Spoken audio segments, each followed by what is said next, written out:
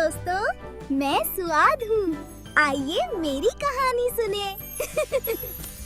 एक दिन अली के अब्बू ने एक पुराना संदूक खोला। अली ने पूछा, अब्बू इसमें क्या है? अब्बू ने कहा, ये हमारी तस्वीरें और कुछ छोटी चीजें हैं। अली संदूक के पास रखे सोफे पर बैठ गया और तस्वीरें देखने लगा।